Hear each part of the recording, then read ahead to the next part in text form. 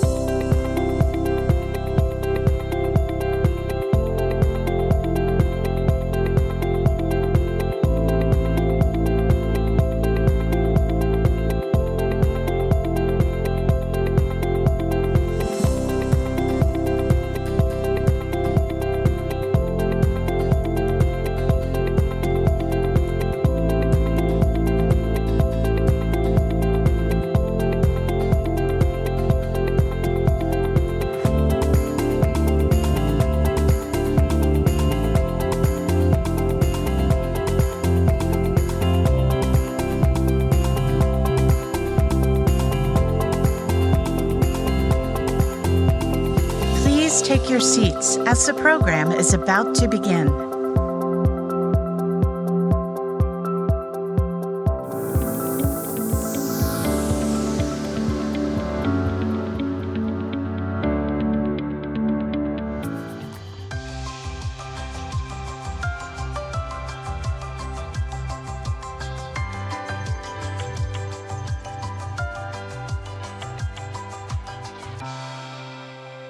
In Kenya, more than 40% of pregnancies are unwanted, and young women between the ages of 15 and 24 account for a third of all new HIV infections. While improvements have been made to sexual and reproductive health services, continued action is needed to support girls and women in the face of these health challenges. In 2022, Girl Effect, with MSD for Mothers, announced a Clinton Global Initiative commitment to action to provide education and resources for modern contraception in Kenya through a digital resource designed for girls, by girls. The program is called Binti Swati, which means Enable girls to thrive in Swahili. Girl Effect is doing just that by empowering young women to be informed about and in control of their own sexual and reproductive health. Bodily autonomy, health education, and universal access to contraception are vital to giving girls and women every chance to live full and healthy lives. Congratulations to Girl Effect on this program, and let's keep going.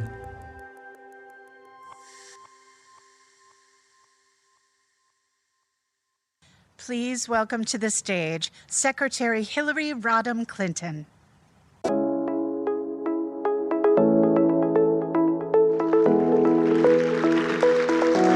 Thank you. Thank you all very, very much. Well, I am thrilled both to make a commitment announcement, but also because of the two panelists, the two governors that will be joining me shortly. Yesterday, you heard Chelsea and I announce a new pillar at CGI. We've always worked on girls and women's issues. They have been part of every one of our projects and programs, but we do think now we need to be very explicit about how we're going to promote the rights and opportunities and roles of women and girls here at home and around the world because of the pushback that we see on so many fronts. That's why I'm excited to share this next commitment to action.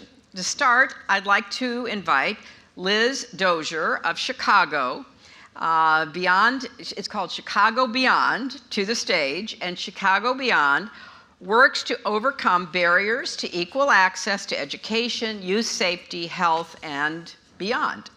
And today, they're announcing a commitment to action to reduce Black maternal and infant mortality rates. Not only does the United States have the highest maternal mortality rate in the world, but Black women are 3 times more likely to die from pregnancy-related complications than white women. And as we have tragically seen in recent years, that's regardless of income. There is still a higher risk for Black women.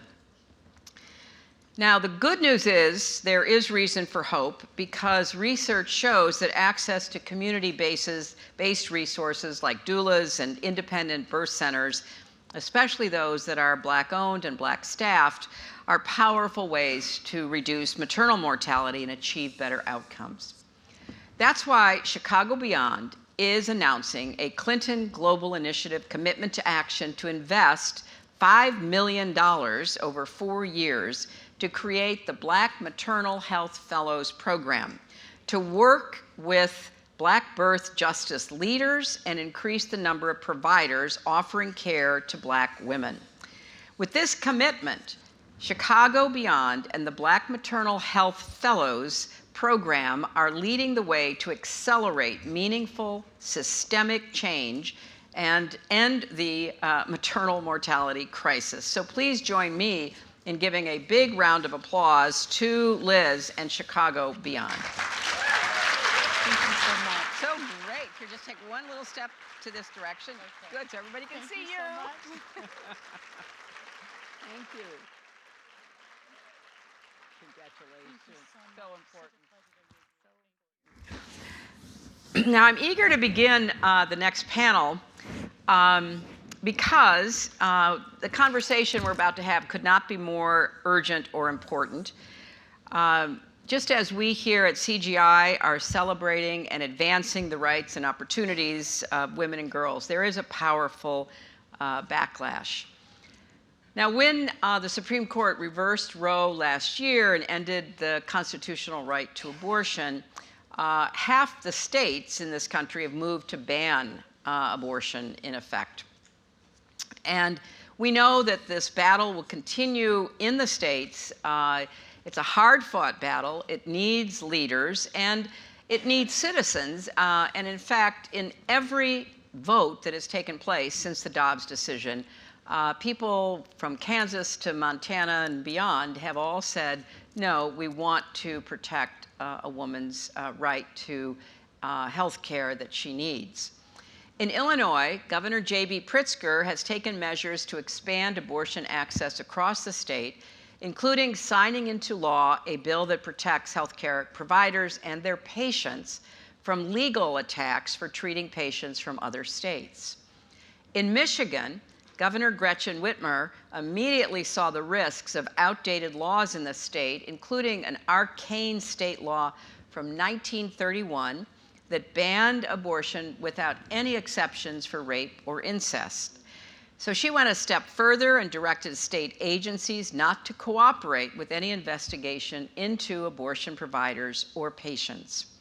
These efforts are particularly important because surrounding states are eliminating or drastically limiting access to care, making Michigan and Illinois safe havens, not only for their residents, but for people elsewhere in our country.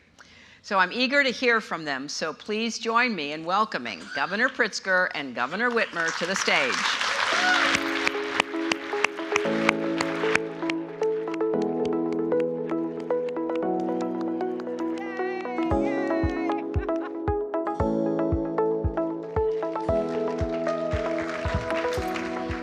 What a treat to have both of you with us, and thank you for taking time out of your extraordinarily busy schedules.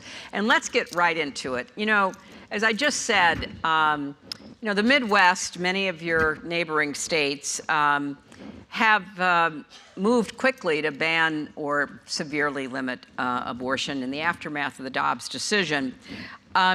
Why does reproductive health services matter so much, Gretchen, for women and their families and for the places they call home?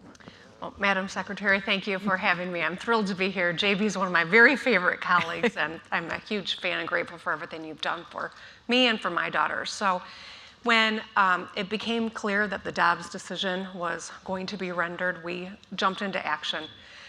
We know that the biggest and most important decision a woman will make in her lifetime is whether and when to have a child.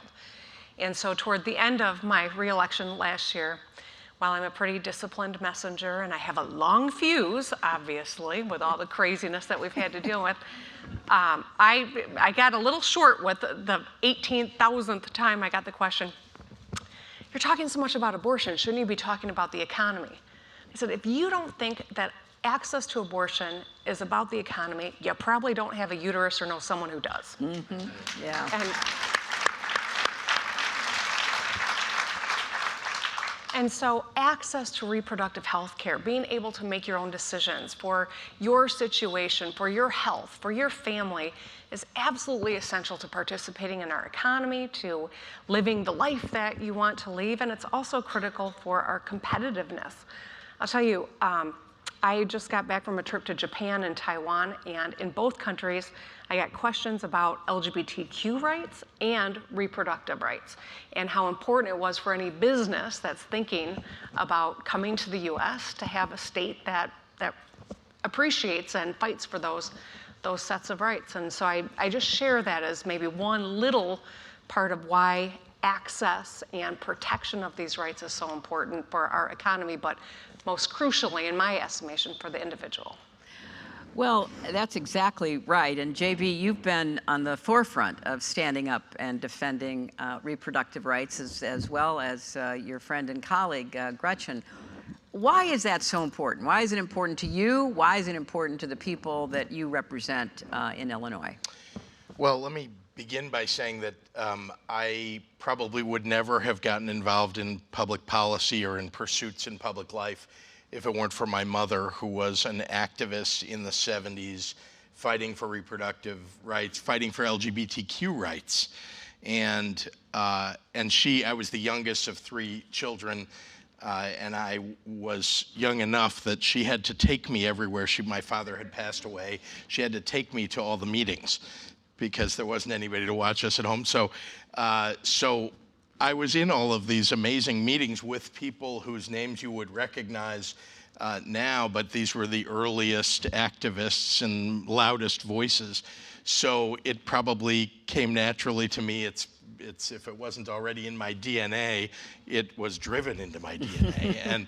And so I've really been an activist on behalf of both of those issues my entire life. I was marching in pride parades when they were truly protest marches on behalf of communities where I lived, wherever that was, and in Chicago. So that's what kind of drove me to be engaged in the subject matter. And then, honestly, the moves that occurred, the Dobbs decision, just made me angry. And I became, people have said, like they have maybe said to you about, why do you talk so much about it? Why is this such an important thing? I mean, yes, it's part of my DNA. It's also because it's so important to the women of Illinois and to the women of the country. And we are truly an oasis in Illinois. I mean, Michigan is 2 states away. Every state around us in Illinois is an anti-choice state now. And that means that we've had a massive increase in the number of women who are seeking just to exercise their fundamental rights, their reproductive rights, by coming across the border into Illinois. And there are so many implications of that. Now, remember, when I was elected in 2018, we knew this was sort of on this anti-choice movement was on the march in Washington, and we removed the trigger laws. Explain what that is. Sorry, like in Michigan, there was a law on the books that predated Roe v. Wade, that if Roe v. Wade went away, that law would come back to life, and it would take away women's reproductive rights. And so, not knowing whether the Supreme Court was going to rule against and overturn Roe v. Wade, we got rid of that on the books of our state. We were already a pro-choice state, but that lingered in the background. We got rid of that, thank God. And then we passed the Reproductive Health Act when I got elected, and that guaranteed a woman's right to choose and guaranteed a lot of rights for women in Illinois. So who knew that Dobbs was coming, other than it seemed to be in the air? And when it came, we were in a pretty good position already, but we also needed to take after these issues of, if these other states are going to not only ban abortion, but also start to prosecute doctors and women for exercising those rights, and people were going to come to Illinois, and we knew they already were coming, then we had to protect them from those prosecutions. So we've passed laws to try to do that. I want to say one other thing. Reproductive health is not just about abortion. Yep. And you just received a commitment moments ago from someone who's about much more. It's about reproductive rights, but it's about maternal health. Maternal health is reproductive rights.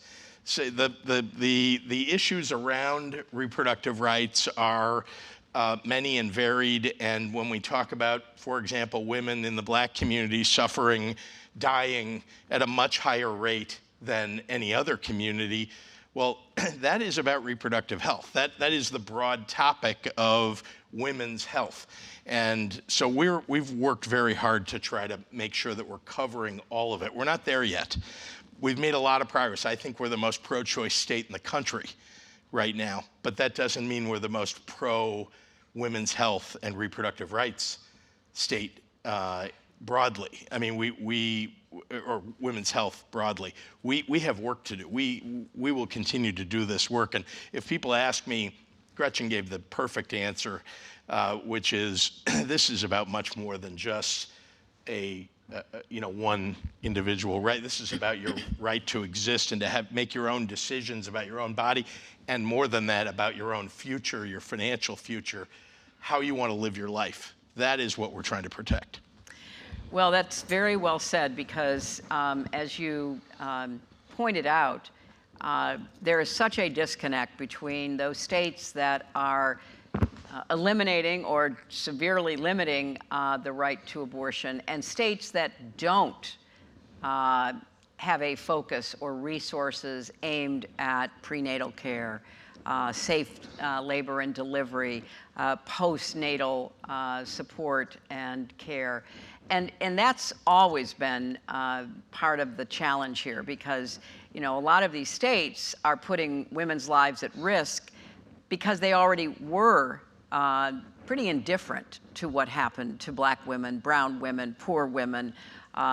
Texas for years has had the highest maternal mortality rate, predominantly among Black and brown women, but they didn't expand Medicaid. They don't have much of a program to try to prevent it. So that does all go together.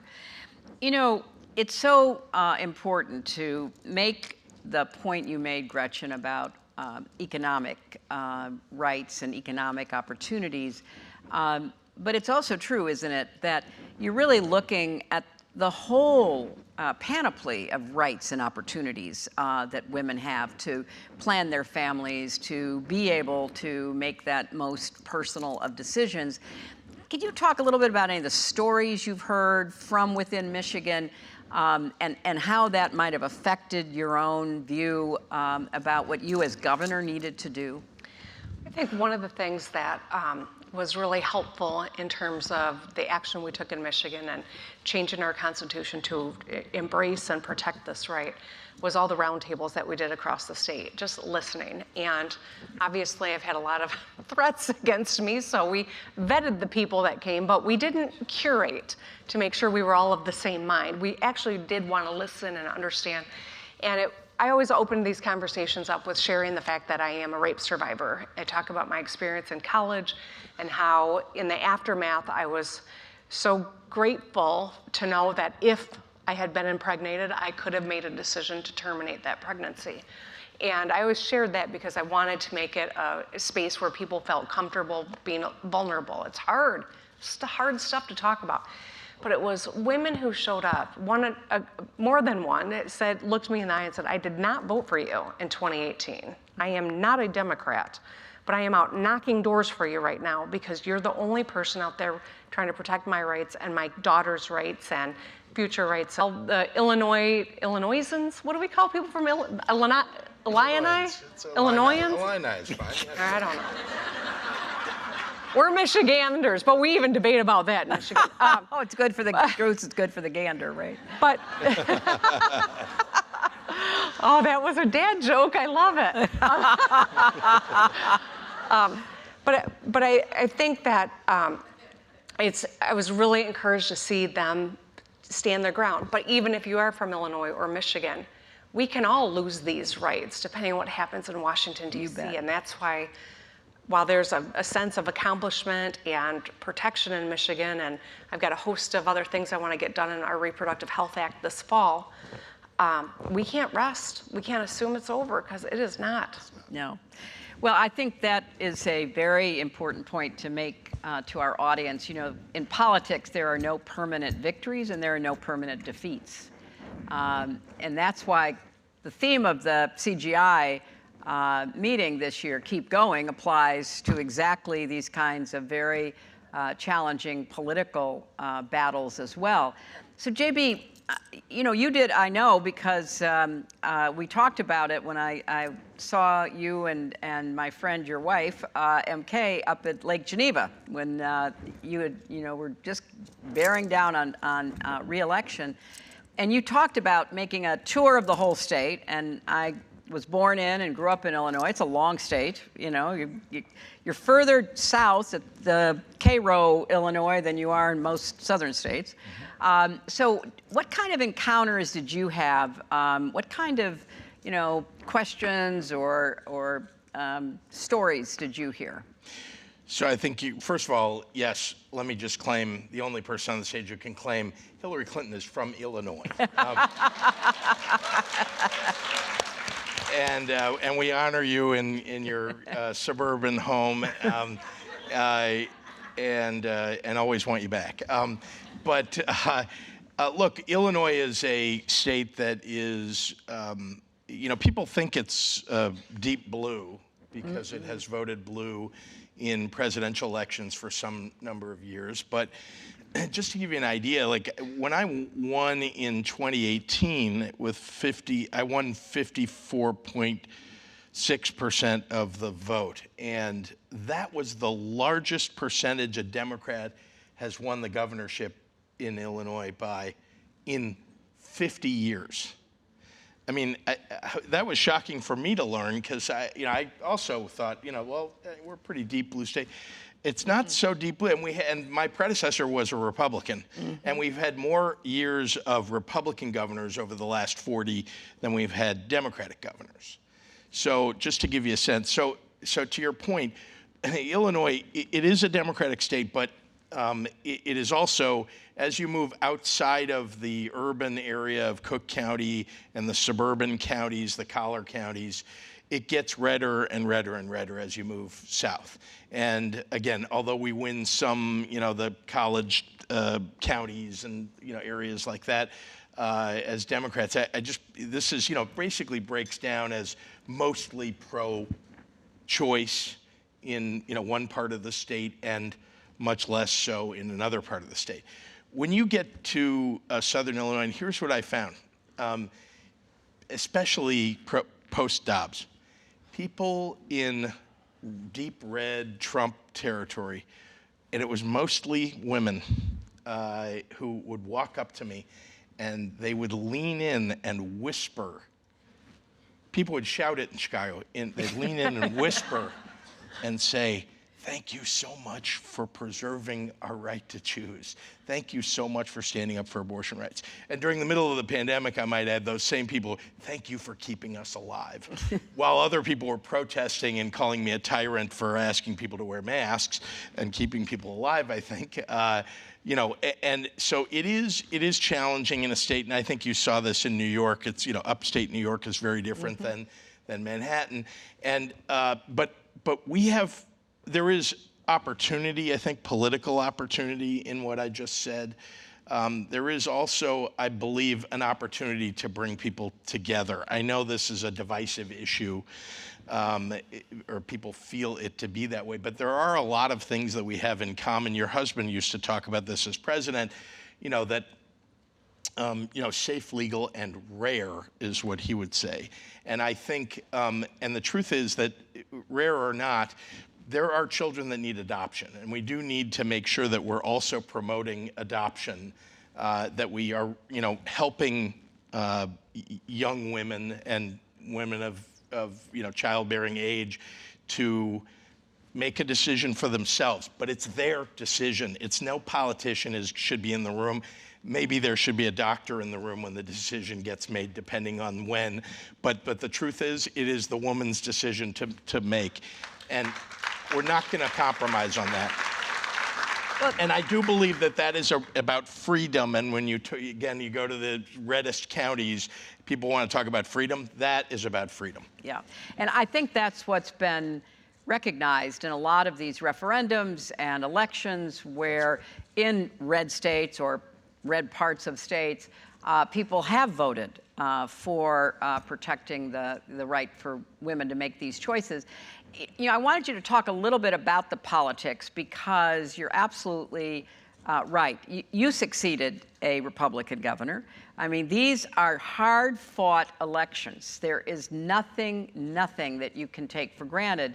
And in both your cases, you put together campaigns that really spoke to the needs of voters across those party lines. And then you both won re-election by, continuing that. So Gretchen, let me start with you. So we're about to go into a very important election year. And we know that this will be an issue in some form or another. We're not sure which direction it will take.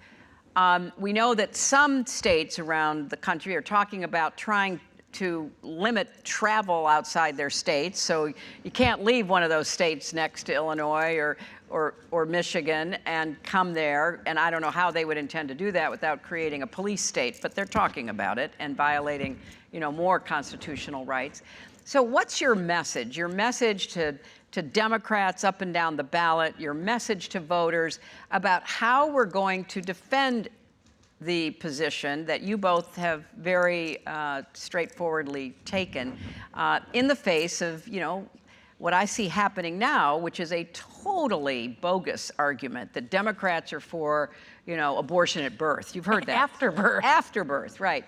And, but I always give the Republicans credit because they find these wedge issues, they make these outlandish claims, and they never deviate from them. And they, put Democrats on the defense when we should be on the offense on many issues. So give us some political advice, Governor, about how we're going to, really make the case and elect more Democrats. That's the only way to keep this, this right available to the entire country. Because if they win the Congress, or God forbid they win the Congress and the White House, they will pass a national ban on abortion. Right. Don't you think? Absolutely, and I think that's what we have to talk about. I think, when I was traveling, because if I could only rely on donors in Michigan, I probably wouldn't still be sitting here. So I did a lot of traveling, talked to a lot of, probably many of you in this audience helped me. And it was very clear that, Michigan's important because of a presidential and because of what's going to happen in Congress. And we've got to protect our election laws. And all of those things are true and very important. But also, I think it's crucial that we are informing people in blue states with these protected rights that they very much could be lost as well. Right. And like I said, with the roundtables, stories are really important. It's how we connect. It's how we tell people that you too could be impacted by this. You don't think so, but a woman who came to one of our roundtables in a wheelchair was stressing to the group that was sitting there that my community is the most likely to be sexually abused. And if I get pregnant, I will not survive if I don't have access to abortion. And so it's that which I think really cut through a lot of the noise. We've always suspected the vast majority of people support abortion rights, but we haven't been challenged like we have in these last couple of years. And so that would be that's what worked for us in Michigan, and if it works in a state like Michigan, I think it can work almost anywhere. But to really empower those voices and to listen to them and to tell those stories and say, be bold about, we've got to protect abortion rights. It's not for one person or one community or one situation. This is about being full American citizens as women and girls and anyone with a uterus. Right. And I received some criticism in my reelection campaign in 22 that I was talking too much about abortion rights, and that this was not an important issue. This was what the reporters and the media was saying. It's not that important an issue to people. And anyway, you're in Illinois. It's already, inscribed into law. But you know what? They were wrong, and I talked about it everywhere I went, and including in front of moderate, independent, and even some conservative audiences. And there are people who no doubt disagreed.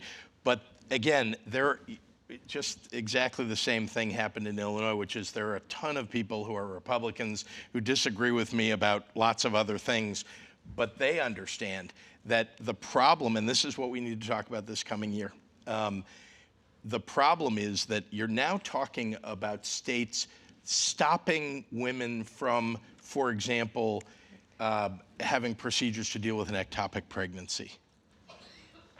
If you start to talk about this as something, it's not just a single woman got pregnant, accidental, didn't mean to, and is now secretly trying to. That is not the issue anymore. This is literally affecting every woman and every family. And you have to talk about it as, we need to use the word abortion. We need to talk about the challenges that women are having, married women with children who are pregnant.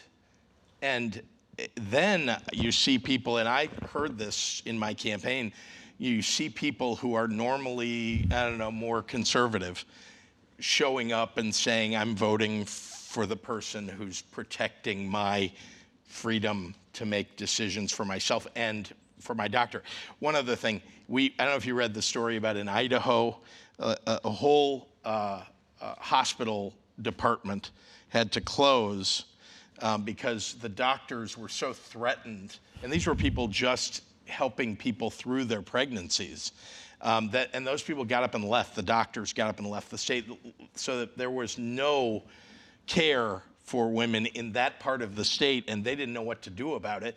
And that is happening in these states. And look, the states surrounding me all have this problem. Wisconsin, Iowa, Missouri, Indiana, Kentucky, all are seeing this problem. By the way, we're welcoming them. We need abortion care in Illinois, because guess where all their patients are coming? To Illinois. So I think this is a real issue in 2024, even if you heard a lot about it in 2022. It's still here, and it's getting worse. It is getting worse, and I think that is going to drive people to the polls. Well, I think that you've had a perfect example of hearing from two very successful political leaders in dealing with this issue and understanding what the stakes are in every way. And I just would end by making a few final points. Number one, when the Supreme Court reversed Roe v. Wade and came down with the Dobbs decision, they basically did away in their reasoning with the right to privacy. They basically said it's a terrible decision. You know, I many years ago taught law. I would have flunked that decision writing, but it's a terrible decision, poorly argued, poorly reasoned, bad history. But in any event, they basically took aim at the right to privacy that was derived from the Due Process Clause of the 14th Amendment. And that undergirds other things, like the right to gay marriage, like the right to avoid criminalization of certain behaviors, like the right to use contraception. Those were all premised on this underlying right to privacy. So this has never been, in some of the views of some of the more extreme advocates, just about abortion, as important as abortion is. It's about turning the clock back on a lot of the decisions that made progress to make people's lives more dignified and more respected. Finally, I just want to stress the point that both Gretchen and JB made. In so-called blue states, and we saw this in New York in the last election, voters didn't think they had to vote on abortion when it came to voting for representatives to the House, because they thought, I live in New York, it doesn't matter. So we lost seats we should not have lost on other issues. But in the next election, if we don't hold on to the Senate, if we don't hold on to the White House, and if we do not add to our numbers and hopefully take over the House, this will get even worse. And it will get worse, and it'll be absolutely against governors like Gretchen and JB, who have been trying to respect the rights of women in their states. So let's join together in giving a big round of applause of thanks to Gretchen Whitmer and JB Pritzker. Thank you. Thank you.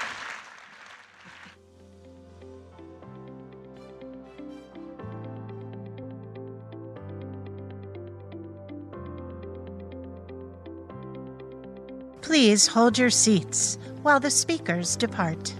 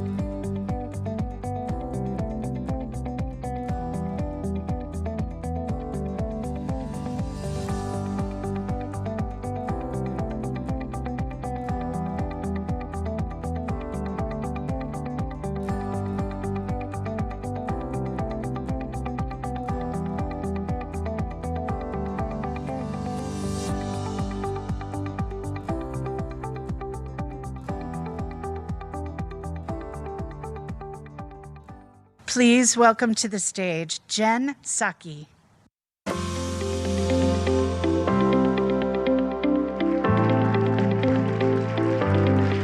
Okay, hopefully this is working. I'm so thrilled to be here, and I loved what Governor Whitmer just said in the last panel about how we have to get comfortable talking about abortion. So we're going to talk about abortion more, if that sounds good to everyone here. But the international impact, which I think is really under-focused on, under-covered, but we have some amazing experts. So I'm going to bring them to the stage. Dr. Natalia Khanum, come on down. Carly Kloss, Wendo Azad, Rebecca Gompertz. Thank you so much. Okay, please welcome our panelists.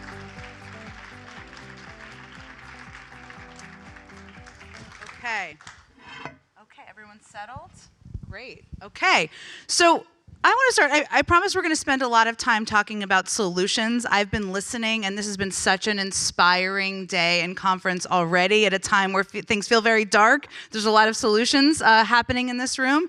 But I do want to level set on what we're really facing here. So I just want to go around. I'm not going to call it a lightning round because that feels kind of gross about such an important topic. But I just want to go through each of you and just share with us what you think the biggest threat is to women's health care in terms of your line of work that you experience. I'm going to start with you, Dr. Khanum.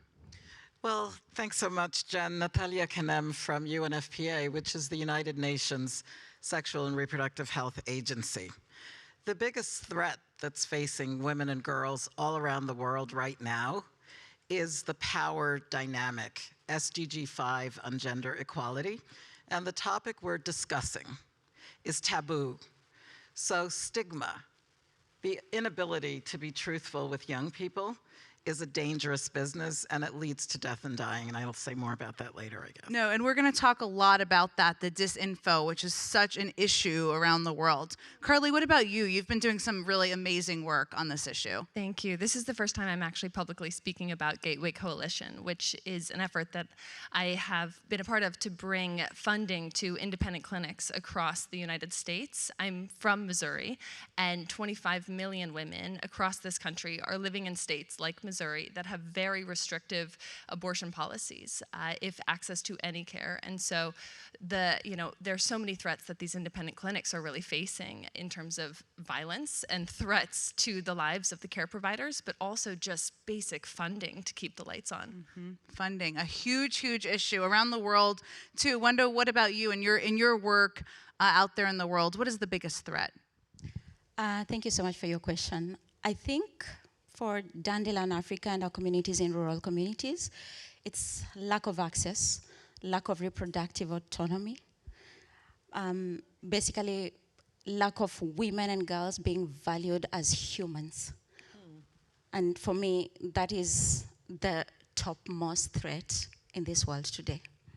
A very important one. And we're going to get to all of these. I just wanted to level set with the group. So Rebecca, I'm going to end with you on this particular question. What is the biggest threat in your work you see to women's health? So I think at the moment the biggest threat is actually the way information is being monitored and censored.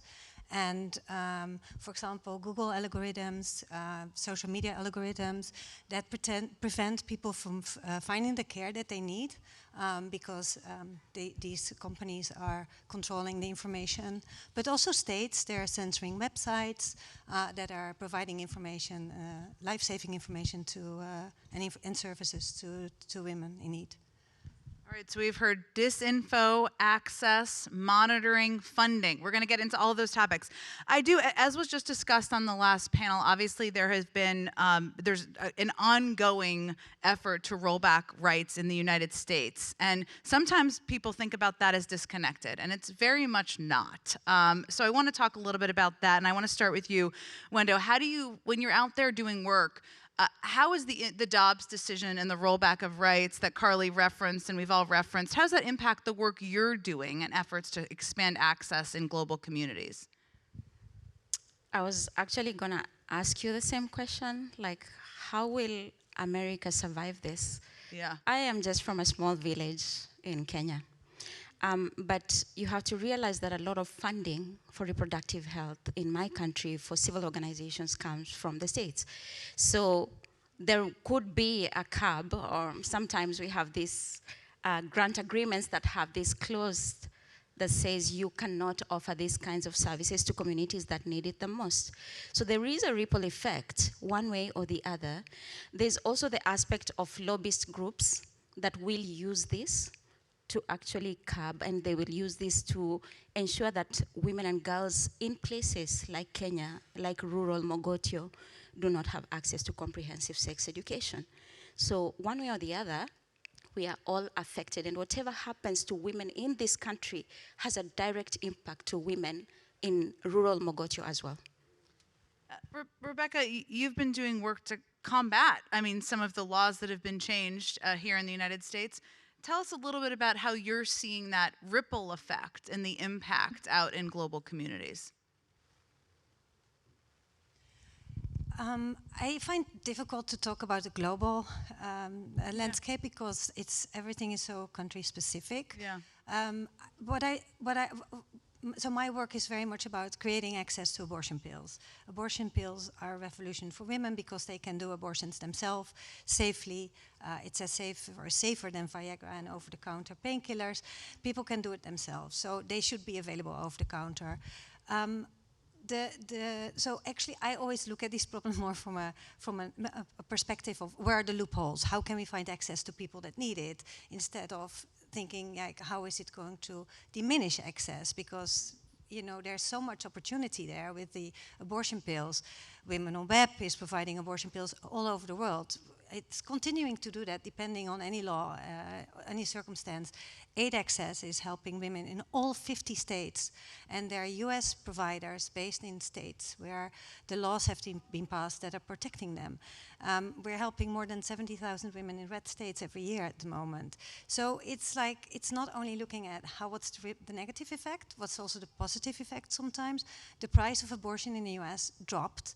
From before, 5 years ago, it was $600 per abortion. Now it's less than $150 till zero. So it's also like sometimes these laws have other consequences as well. Carly, you referenced the organization that you started and you're working on. Build on that a little bit. What kind of work are you doing to help be a solution provider? Sure. You mentioned misinformation, and I think from a funder perspective, there's a lot of confusion of how to help. And actually, for somebody seeking care, also a lot of confusion of where to go. Day by day, state legislation is changing, and so it's a confusing time. And I think there's, as somebody who has cared about this issue for a long time, I was trained in my early 20s to be an escort at Planned Parenthoods. There's, I think, so much fragmentation, especially now in this space, and in particular in kind of how donors and people who care can get involved. And so I started Gateway Coalition really out of just my own desire to donate and create a vehicle for others in an anonymous, safe way to put funds to work in this space, because that's also a reality of people who want to help, is the backlash in this country against supporting this work, which is an enormous problem. So, there's so much fragmentation, and really Gateway serves as a vehicle to be able to try and bring these independent care providers together and support them with resources beyond just capital, but actually we're working with clinics to support them with access to cybersecurity training for their employees, among many other things. That's so important. Nobody talks about we don't talk about disinfo enough. We're doing that right now. So, Dr. Ghanem, I want to talk a little bit about the UN Population Fund. That you made a CGI commitment this year, a solution here in a world where more solutions are needed.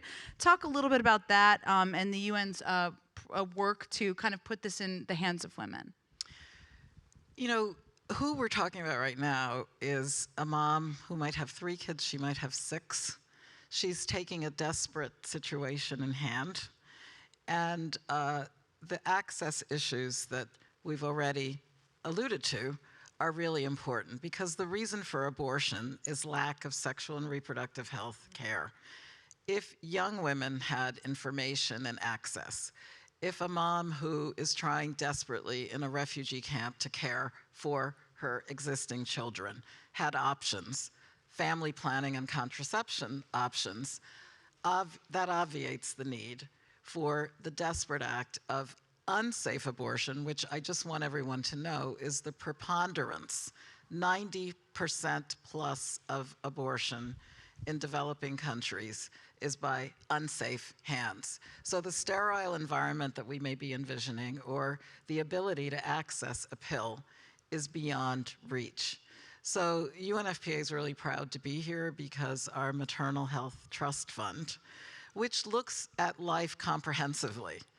If an adolescent girl is equipped to be able to finish her schooling, it's so protective for her. So maternal health implies you should choose when to be pregnant, and that is not below the age of 18, and child marriage is prevalent. 30,000 girls today are going to be married under the age of 18. So the object of this Maternal Health Trust Fund is to look at the life cycle, as Wenda has said, good information for young people, but also the protective ability to plan your family and to deliver with a midwife. Now, from our perspective here, the issue of ignorance of young people is a power dynamic that also deserves to be named, because who is going to be blamed when a secondary school girl goes around the corner into the hands of an abortionist?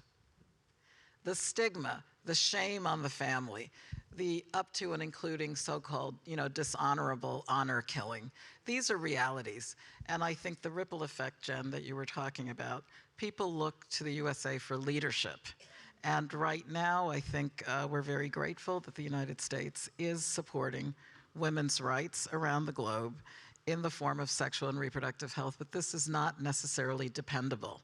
So I think women need to stand together and demand that from the standpoint of a good education, knowing your body and being able to have bodily autonomy is fundamental, and that's a human right. Very well said. That deserves a round of applause, I think, for sure. We can pause for applause at any moment for our amazing panelists. So when this question, which feels a little bit overwhelming that you raised, of kind of how do you address the disinformation and the stigma? And you do so much work on the ground. How do you address the stigma? What should people know about what works and what doesn't work, and assumptions that are made that are inaccurate? Thank you so much for your question. We work in the arid and semi-arid regions of Kenya. And from history, 80% of Kenya is actually a SAL region. Majority, almost 65%, live in those rural areas. Women who walk 40 kilometers to the nearest facility, where a woman, for example, like Chepto, has 9 children at 30. When she wants contraceptives, it's not even an option for her. When her daughter needs contraceptives, it's not an option. It's not an option because of how things are. It's an option because this is a systemic issue. So when we talk about misinformation, it is so deep-rooted. There is the cultural issues, the cultural norms, female genital mutilation being a big issue. How do we come from female genital mutilation to contraceptives in one sentence?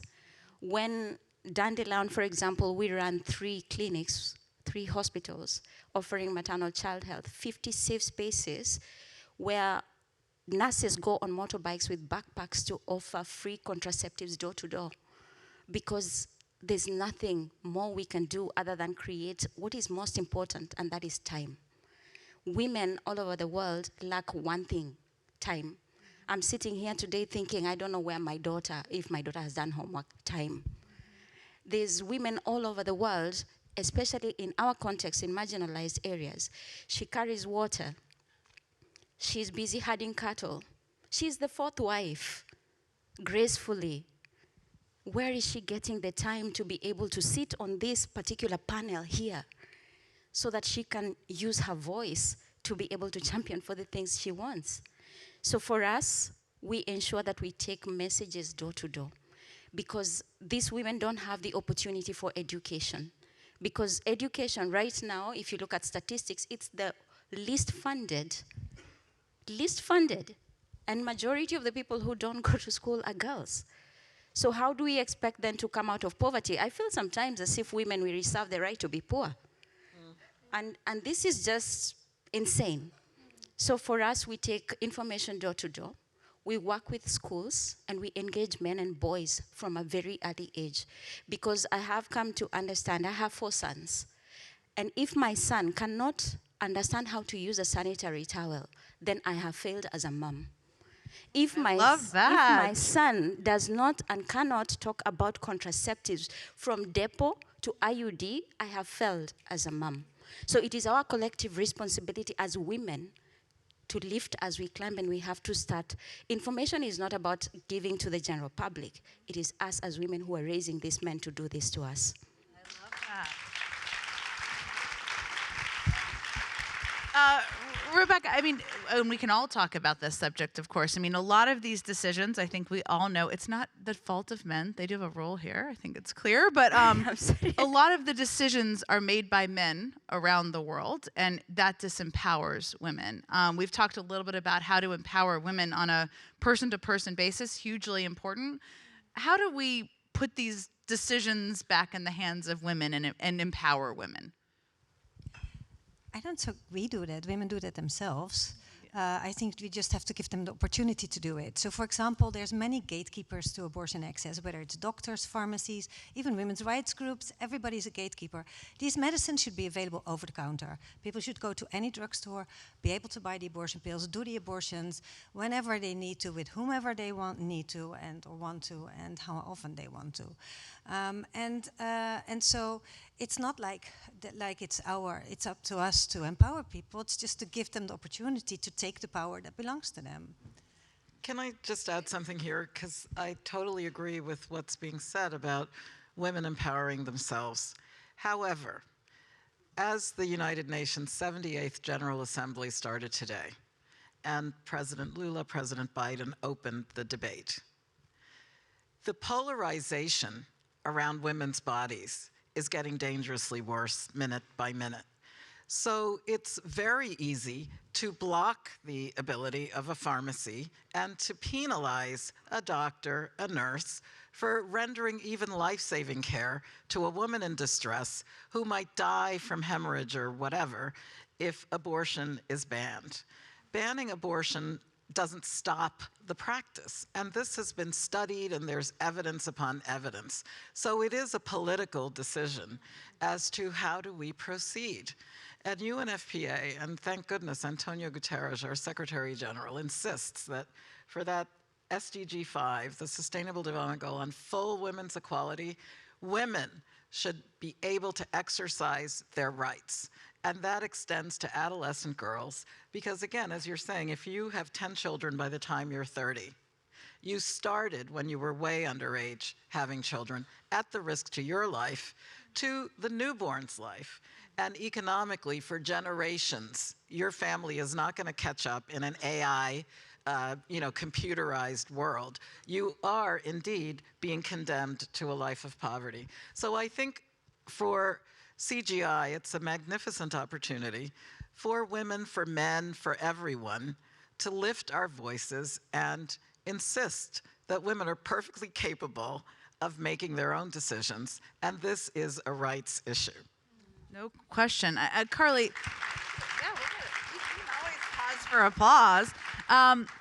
It sounds like you were motivated to start your organization because, in Missouri, and correct me if I'm wrong here, there are no exceptions for rape or incest to have an abortion. That is like I don't have to tell anyone in this room, an absurdly extreme position beyond that.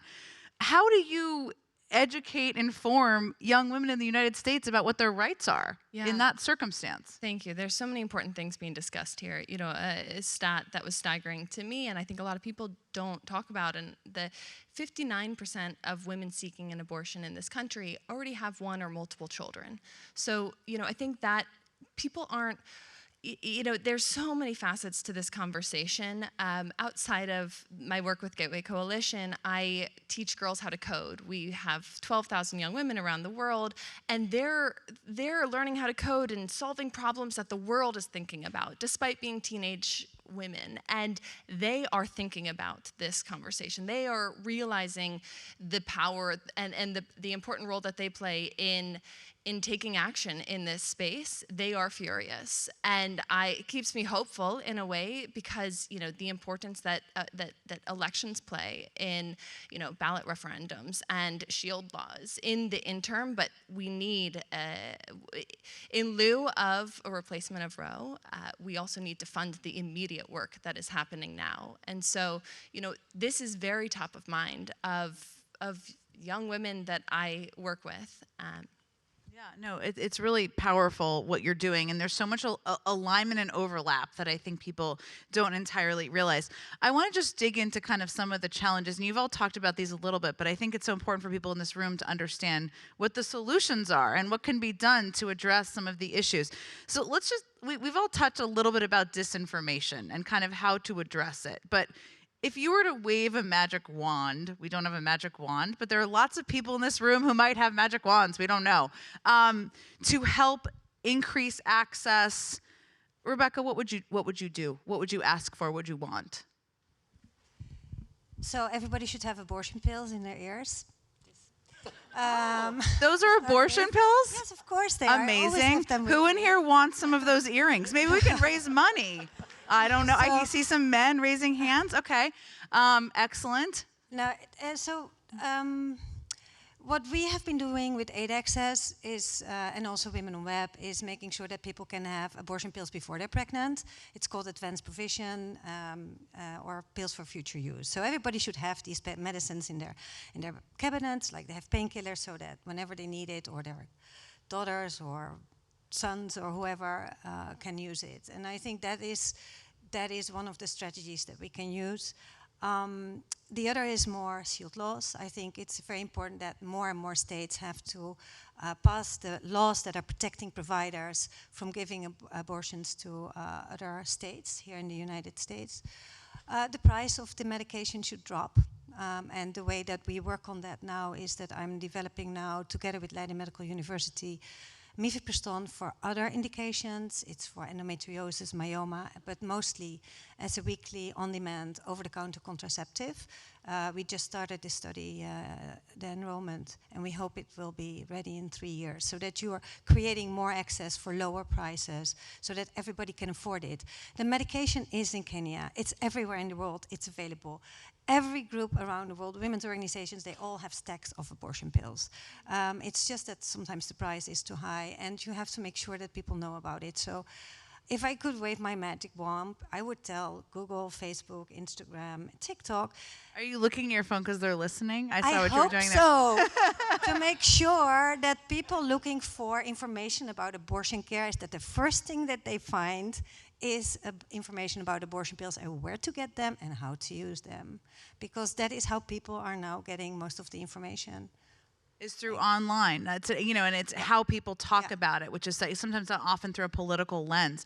Carly, what about you? Yeah, I think, the funding, really, when it comes down to it, we are in a moment where there is immediate need to not just the cost of a procedure, but also all the other barriers that exist today for a woman seeking care, traveling across state lines, providing childcare for her family at home. There are so many barriers that exist, and also clinics having to move across state lines to be able to keep the doors open and just keep the lights on. It's estimated that 30,000 individuals will be traveling to Illinois from outside of the state to seek care there. You think about the just pressure on the infrastructure that exists in Illinois, and the funding and support that is going to be needed to support those clinics to provide that care. And in addition to that, all of the support and to get people to the polls, to take action in both the immediate and long term. Wendo, I know you talked a lot about kind of the importance of economic investment. And we probably don't do a good enough job of making that tie, so I'm so glad you brought that up. Is that what would be most helpful? What would be where's your magic wand going? Are you sure you want to hear this? Sometimes when we're out distributing food to communities that have nothing, there will be a box of condoms somewhere in a shop. There's no food, but there is a box of condoms somewhere, and see if we can eat condoms. My magic wand wants one day where there's the box of condoms, I want there to be contraceptives for free for women, because in our country we still have to pay. And it's organizations that are supported by incredible funders that are actually giving contraceptives for free. So can you imagine if you went there and you could be able to access Depo, Implanon, Jadel, IUD for free at your convenient location as a woman? What would that actually mean? The second thing would be, can unrestricted funding be given to grassroots organizations? Trust-based funding. We have incredible partners who trust that we are proximate to the issue and we understand. I am a woman who did not have access to reproductive health. I'm doing this job because I understand firsthand what it feels like. That, do you know that heartbeat? When it's end of the month and nothing comes, and 9 months later you have this baby and you have nothing. We want change. And the only way we can change is when we have resources at our hands, because we know and we can interpret when women have access to contraceptives, they have time to make money. And when they have time to make money, the rest is history. We'll be sitting here, shaking hands and saying, hey, we finished poverty. May that be the case. So, Dr. Can I just, Dr. Khanum, I know Jen, you spent. I just wanted to underline that point about unrestricted funds, because I think that is such an important point. And trust-based giving and philanthropy. You know, when I wanted to start. Pause it for a second, because I assume everybody knows what unrestricted funds is, but who knows?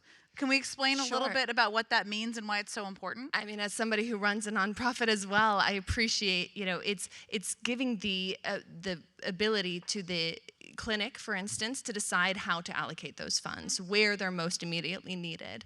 And that's the way that we set up Gateway Coalition was, you know, it's actually, the funds are allocated and distributed, informed by individuals in the space who have been experts in this space for many years. So somebody like me who is a funder and cares can trust that there is deep thoughtfulness around where those dollars are going, and that unrestricted detail is crucial.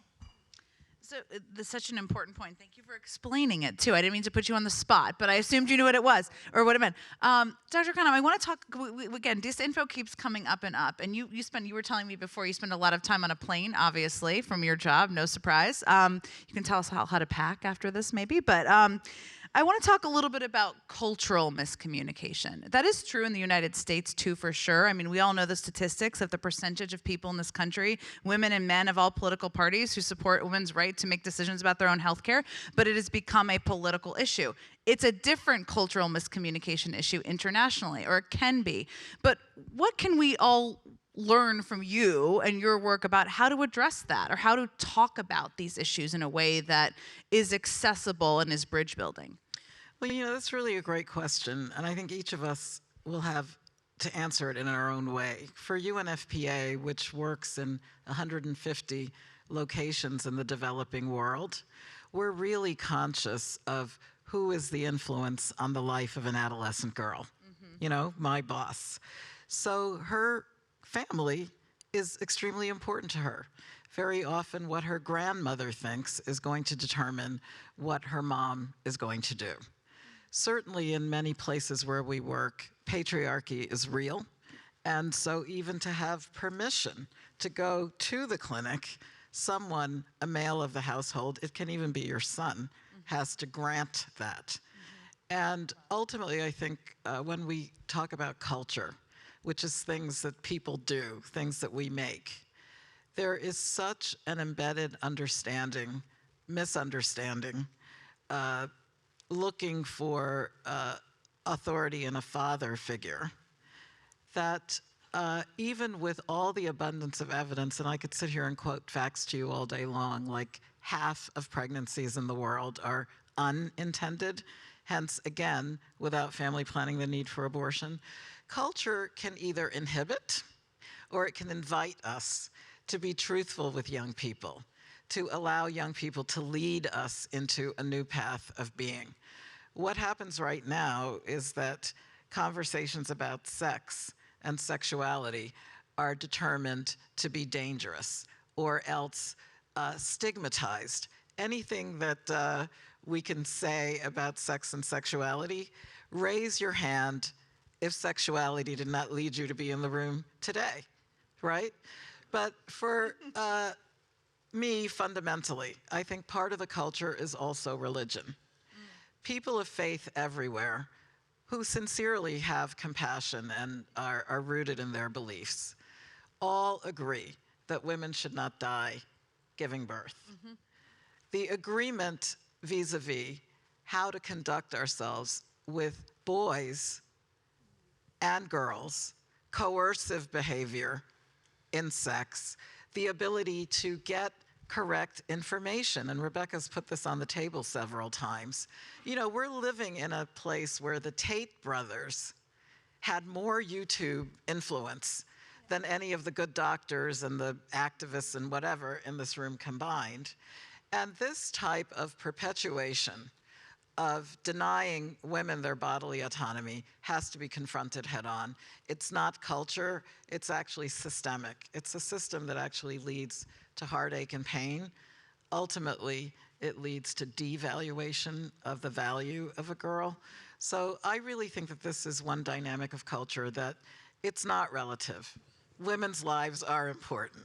It doesn't matter whether you're in the hills of Kenya or in Fiji in an island nation.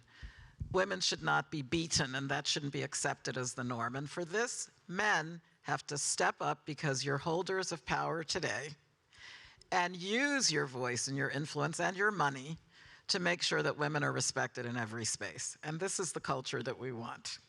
That deserves a round. So, as we've been talking about this, I mean, there's, again, we just keep saying this, but so much disinformation. And I'm thinking about what the last panel was talking about, and this drives me completely insane. When people talk about abortion after birth, not a thing, obviously, or late-term abortion as if it's a prevalent thing in society. So that's disinfo.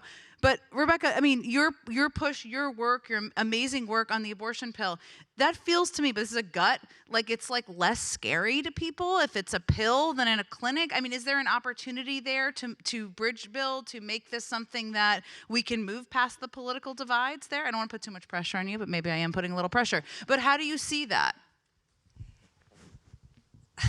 So I like to see it as independent of these power structures. Yeah. I think people will, women will access it no matter how, as long as they know that they're pills and the pills are available, they will use them on their own and they will be fine. And I think one of the problems that we see in many places around the world, but also here, is that you know, you can use an abortion pill safely at home by yourself till 12 weeks of pregnancy. 95% of the women know they're pregnant the moment they miss their period.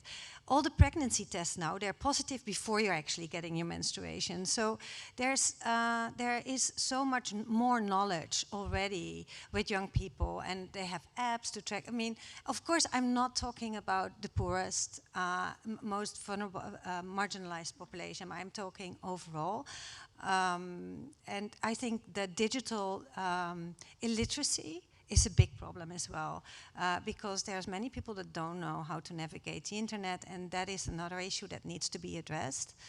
But if you think about the resources available, if all the women here in the US that have an unwanted pregnancy, if they're less than 12 weeks pregnant, they go and get the abortion pill, whether they pay for it or it's for free, it's on a sliding scale, they can get it for free.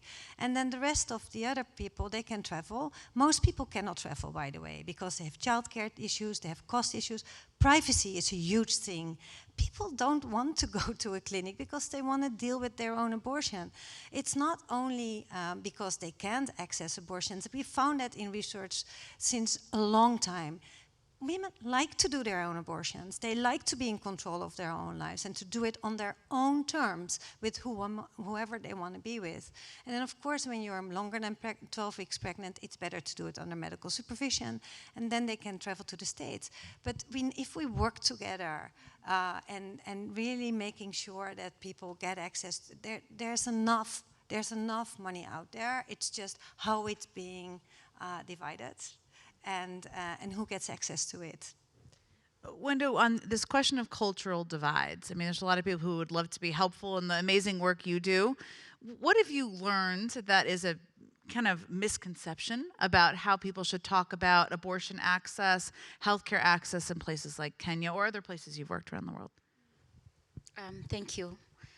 I do not want to talk about abortion rights. I want to go back to my country, Jen, unless you guys are taking immigrants. Yeah. So, on a light note, I don't know where the media is. So, so the issue of culture for us is a huge deal, and I think, as she said, culture is good, and sometimes culture is used to oppress women. So for us, it is so important that we look at culture from a positive perspective, because we are swimming against the tide. We are in a culture where, if, as a founder of Dandelion Africa, there are spaces I can't go as a woman even now. There are places I can't speak to a man looking at a man directly up to now. Yet, I lead an organization that supports 1.3 million people. But, as she said, we bring in men and we work together with men to be able to take the message forward. Sometimes we don't have to take the placards ourselves. We just need allies. And for us to get allies, we need to mentor and bring forth men and boys from a young age. Because for me, that is critical. And that is the only way I feel, and we have seen change on ending female genital mutilation. On last year only, 21,000 women through Dandelion receiving contraceptives in the hardest regions in Kenya. That is the only way, but who is in front? Men and boys. They are the ones championing, and that is our way of looking Your and sons, working I with. bet. They will be. Yes. My son is actually a menstrual hygiene champion, and he speaks very openly and shows other boys how to use pads. Yeah, I know you're wondering, why do boys need? Because one day you'll be a dad and you'll be left alone with your daughter, and then you'll see. Yeah. So that is how we are using culture to be able to change the narrative and to be able to make an impact in our communities. Carly, I mean, the cultural issues are issues here in the United States as well. I think we all know that. And this should not be. It's become a partisan issue. It should not be one. What have you learned as you've worked on your organization about how to bridge that divide? Well, I appreciate my father's a physician, a dad of 4 daughters, so he definitely had a lot of those conversations. But you know, I think it's really so important to just take action in what we can do. And will you ask me your question again? I want to make sure. No, I just was interested in, because here in the United States, there's plenty of cultural divides as well, and this issue does get wrapped up in politics. It really shouldn't. It's not a political infuriating issue. Because this is, you know, to quote Secretary Clinton herself, you know, women's rights are human rights. Reproductive rights are women's rights. Women's rights are human rights. This is a violation of our human rights in this country. And it is devastating, it is infuriating, and we have to take action. And it should not be politicized. This should be a conversation between an individual and their care provider. It should not be politicians involved. So before I let you all go, I don't know how they do the hook here, so I'm like not nervous, but a little bit. I want to, you know, this has been, again, such an inspiring day and so many inspiring people in the room, and this is such a hard issue, but I want to leave people with kind of a note of hope. So I just want to go around again and just tell us something that gives you hope for women's health.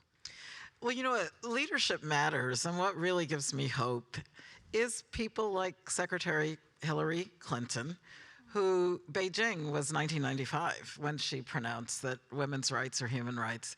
But you know, some people are leaders on the big stage, very good. It really makes a difference to have leadership on the ground, and I think we've seen examples of that. So for me, what gives me hope is the trust that I have in the coming generation, which is indeed interested in their rights, and which, you know, young women and men standing together for climate change is part of the discussion that we're having. A lot of young women foregoing even becoming pregnant because of their belief, which may or may not be the case, but their belief that that's better for the planet.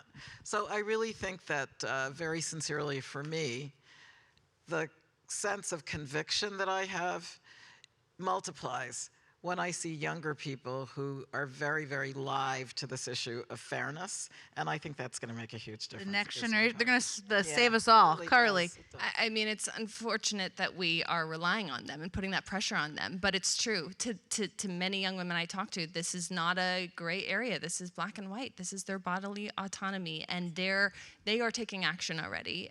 Also, what keeps me deeply hopeful is the doctors like Dr. Colleen McNicholas, who's here, and other clinicians that I've met through Abortion Care Network and ABC Fund, who are on the front lines doing this work every single day, providing care for individuals who need it most and putting their own lives on the line. So I am determined to support them in any way I can.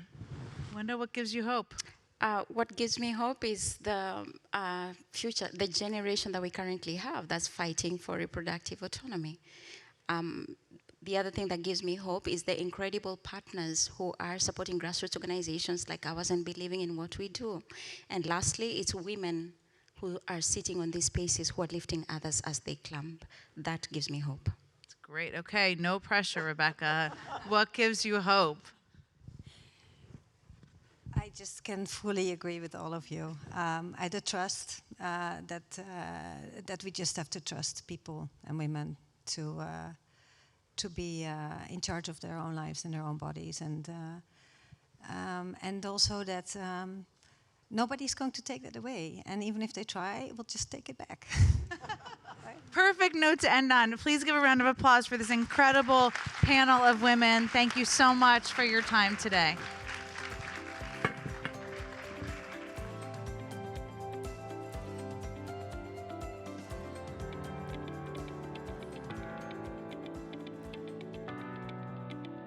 Thank you for joining. Please make your way to the main stage session in the Grand Ballroom.